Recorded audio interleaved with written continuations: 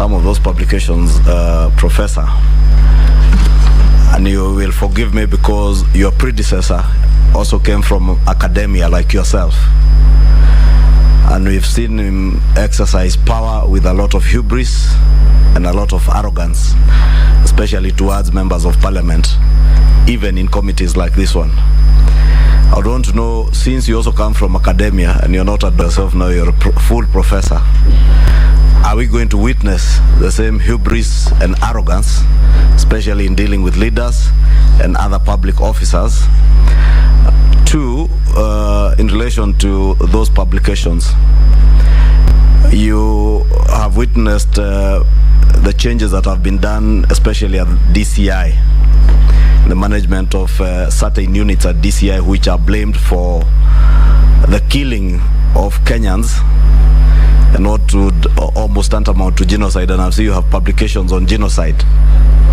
What are you going to do, if approved as CS in charge of the interior, to ensure that we shall never again in the history of our republic have to fish out bodies from River Yala or gather them from forests, from the Abadeas to Savo and elsewhere, in essence to end the gross violation of human rights of Kenyans through extrajudicial extermination, be they suspects of terrorism or whatever crimes, that you shall use your office to ensure that the rule of law prevails. Two is on the Kenya Kwanza manifesto.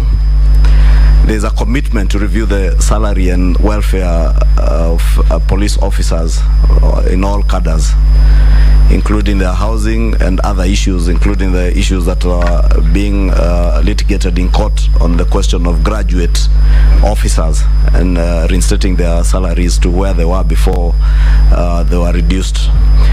What steps do you intend to take to make sure that you improve the remuneration of officers across all cadres in the police force, and also to ensure that at least they live in habitable human settlements, not the kind of settlements we see our officers living in? That will be my take for now.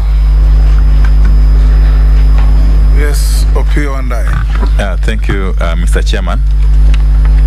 Professor Kindiki, for starters, you as a legal scholar of no mean repute, I must admit, would perhaps be the best person to comment on this before I ask my other question.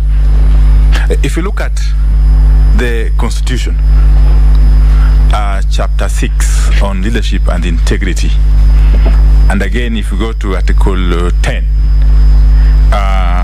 on national values and principles of governance, would you agree with me that the Constitution sets certain ethical and moral standards on leadership that have got nothing really to do with criminal culpability? In other words, when you look at ethical and moral probity and criminal culpability, the two are perhaps mutually exclusive, because there's been a tendency for people to confuse the two, that for you to be disqualified to hold a public office, you must have been charged in a court of law and perhaps convicted. Yet the Constitution, in its letter and spirit, doesn't really call for that. It's really, maybe comment on that before you answer my other question, which is on the small matter of an inquiry by the Public Accounts Committee in the year 2015. That was in the 11th Parliament, I think.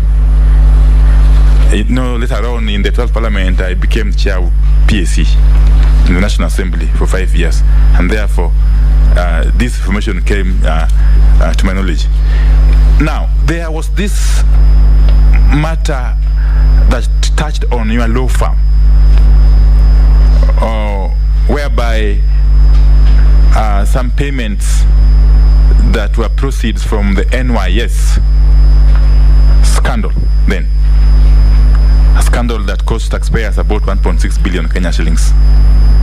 some payment was said to have been made to you to your law firm from a company that was at the heart or at the center of this scandal, a company going by the name Out of the Box Solutions. Or later on, there's also some further payment from that same company. The initial payment was 500,000 shillings. The second payment was 15 million Kenya shillings. That went through your law firm under not very clear circumstances, if I may call them so.